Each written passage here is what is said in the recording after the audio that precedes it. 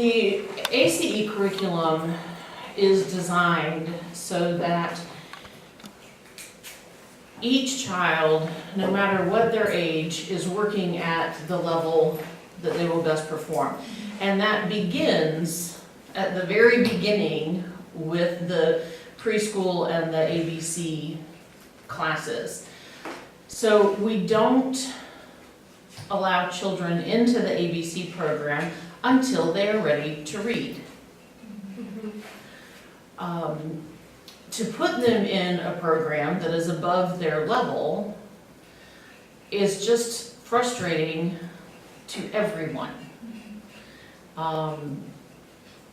Probably as much or more frustrating to the teacher than it is to the child, and it's incredibly frustrating for the child. So the ACE has created the preschool program for the younger students to prepare them for the ABC program. Students do not have to participate in the preschool program to join the ABC program though. If they come in at the ABC level and they pass the reading readiness test, they're ready to read, and we put them in the ABC class. Now, the curriculum, that what I'm going to share with you is strictly the ABC program. They have just come out with the ABC for English Learners program, and I don't have a copy of it here. I got to see a copy of it, but I don't have it here to share it with you. And so I don't know what kinds of changes they made to the reading readiness test that we're going to go over, if they made any. What does it take for a child to be ready to read? I would assume they need to know the letters and the actual like how to read them, like the different sounds and punctuation of things like all the sounds. To actually read, yes, they will obviously need to know what the alphabet is. I'm not sure I stated the question clearly, but to be ready to read, what characteristics do they need to portray? Because the ABC class actually teaches the alphabet and the sounds that go with that. So what do they need to know before that point, is my question. Before start reading? I'm sorry? Before start reading. When they're ready, where do they need to be to show us that they're ready to read? Maybe they need confidence. So, confidence definitely is going to help. They need to be able to process different concepts. And so when we test them, we're looking for basic things. Do they know their colors? Before you can teach them that a sound, a letter, a symbol makes a sound, they need to understand that things have names. So general vocabulary. General vocabulary. It's good if they can count. It's good if they can do simple addition, and they don't need to know that it's addition, but if I have 5 apples and somebody gives me 2 more apples, how many apples do I have? Can they figure that out? So they need to have some reasoning skills. And they need to have some basic knowledge. So I'm sorry, I only have 1 copy of this test, so if you guys want to squeeze in a little bit. This is a self-contained PACE, meaning that all of the teacher instructions, the scoring, everything is in one PACE. Here, the PACE is administered individually. A lot of that is because of language, because we're dealing with different languages. So this test here may be administered in a child's native language because we're not asking if they know English yet. We're asking if they understand the concepts. And so, simple things, just can they identify what is a church? What is a bird? Circle the picture of the bird. Circle the picture of the book. So just simple, can they identify these simple objects? And then we move to colors. Can they identify colors? And then we move to opposites. Do they know opposites? So these are some of the concepts that they need to have a basic understanding of before they are ready to be a part of the ABC program. So basically, this is what I teach. I teach them to be ready for this. What is the largest? Circle the church with 6 windows. So can they count? Circle the box with 11 dots. Again, can they count? Here's the addition. There's just one addition problem, one subtraction problem. So we're not asking them to complete the SAT before they are in the ABC program, but just to get an idea of where they are. And in order to go into the ABC program, they need to have an 80% score on this test. So they don't have to do it perfectly. They just need to have 80%. And then different. Which symbol is different? Which shape is different? And then the same. Can they match the same? And taking time to really look and to think about what they're doing. They don't need to be able to read this. They just need to be able to match the symbols.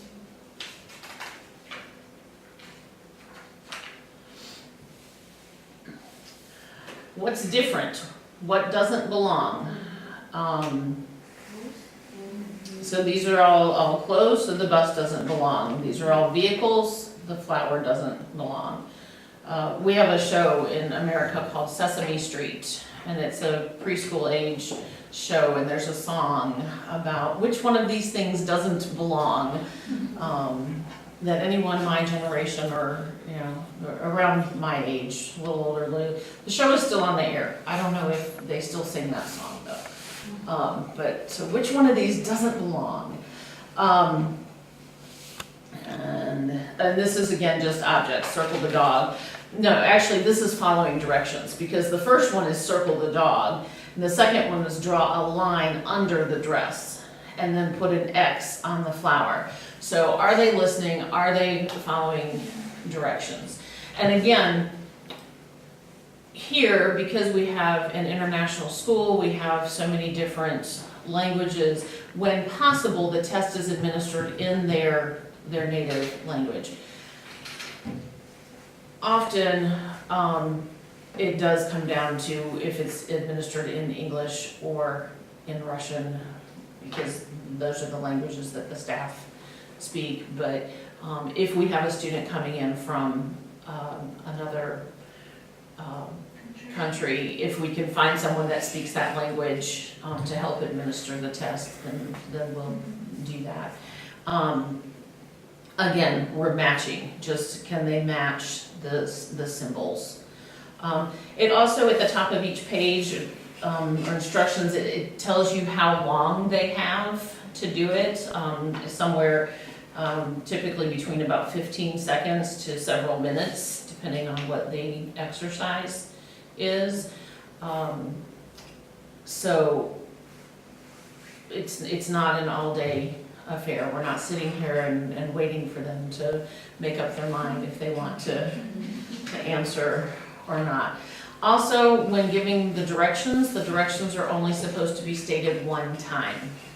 So you don't repeatedly, and this is not when you give helps, like we were talking about yesterday. Because obviously we want to know where the child is. We don't want to put them into a situation that is just going to frustrate them, which then often causes discipline problems. We want them to be in the best space for their abilities.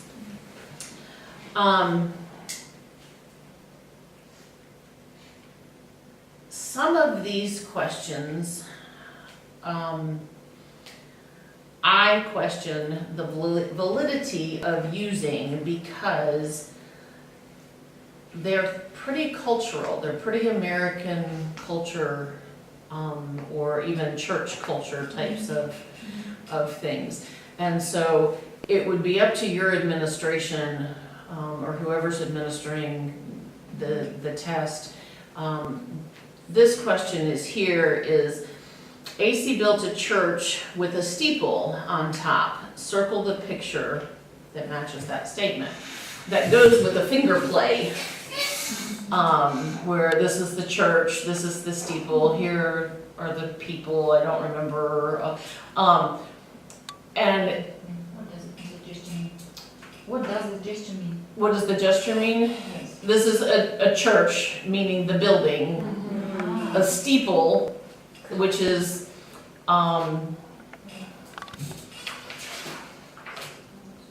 this. Which is why I question the relevancy of this in a outside of the American culture. How many, you don't know what a steeple is. How do you know the answer to?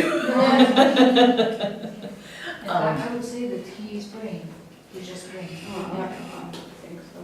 I mean, yes, this one looks, except I would say he's not because his eyes are open and they would not, so, yeah. So, whether or not you use them, and then this question is about, the answer is praying, is to say a prayer, but, so on this page, these three questions are definitely good. These two, like I said, I question the cultural relevance of including those questions on the test, but that is up to your administration. And then testing for right-handedness or left-handedness, and asking them to use their right hand only and then use their left hand only to finish these exercises so that we have an idea.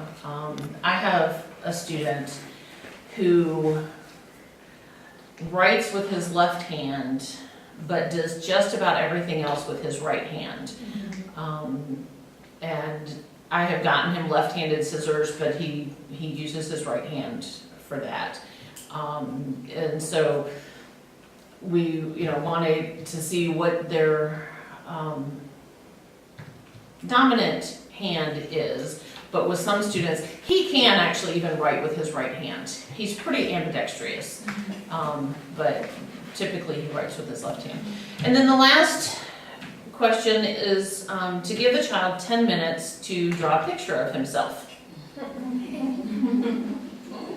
And you may wonder what the relevance of that is. But this helps us determine if they're mature enough.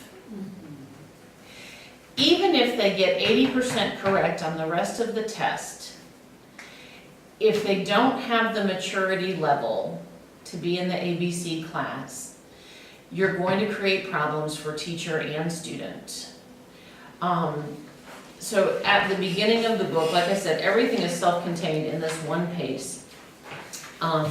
There is a description of the different categories of how they draw a picture, starting with immature,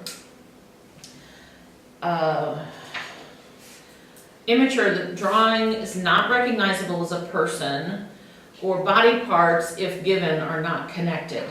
So if they draw a head and that's all, it would fall into that category. If they draw a head and a body, but they're not connected, or the arms, there's a space, then they fall in that immature place.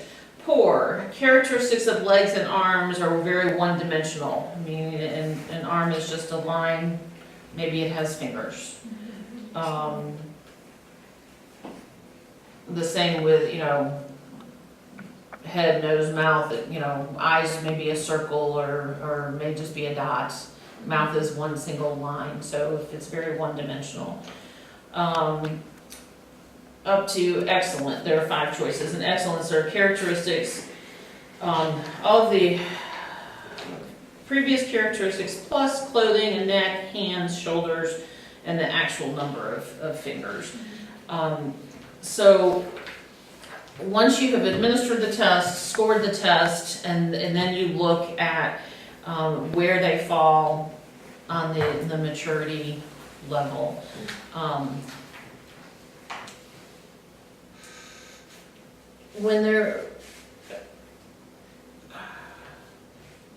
One of the things that studies have shown is that no matter how early or how late a child begins reading, by about the 3rd grade, they're all reading and performing at the same level. So you often have parents that are pushing their child into a situation that they're not really ready for, that the child's not really ready for, so that they can get ahead. And if we can convince the parents that it's not going to matter in the long run, it really is better for the child to wait. Or to go through preschool, as I understand. Yes. And that is why we do have the preschool curriculum, because the preschool curriculum builds up to all these materials. So I teach numbers and colors, and I teach addition and subtraction, and I teach same and difference and sequencing, and these are all of the things that we teach in the preschool level.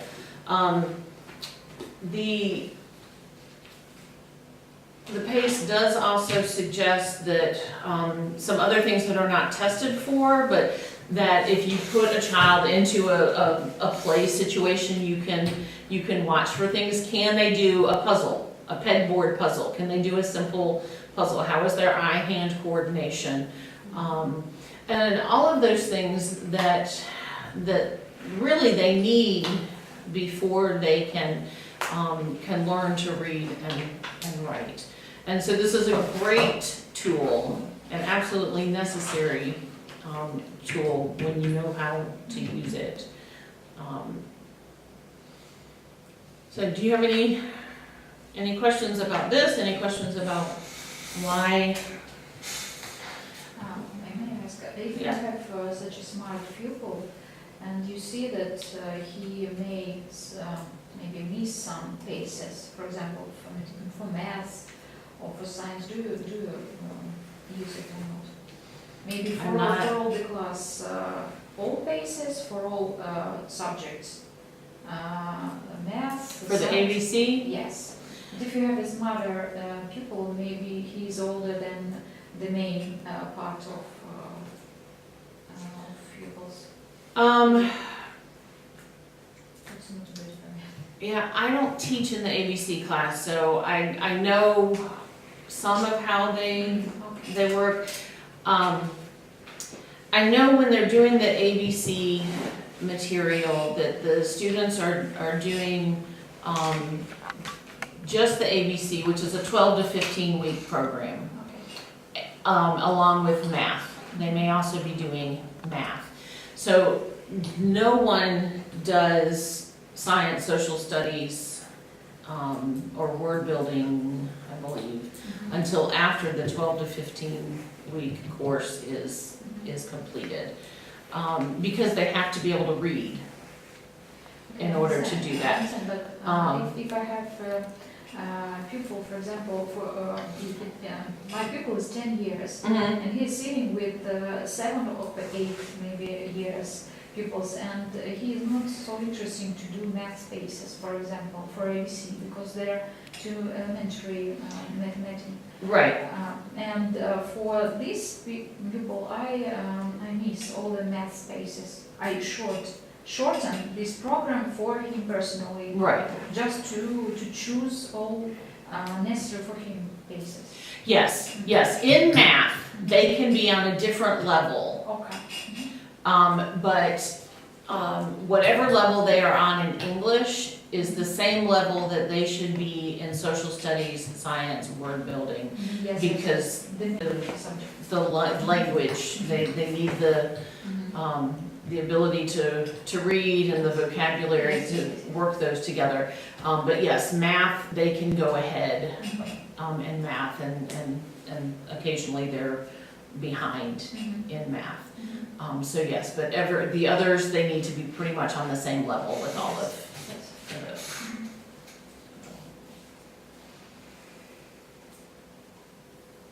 Any other questions? You have 30 seconds or less before it's time to go.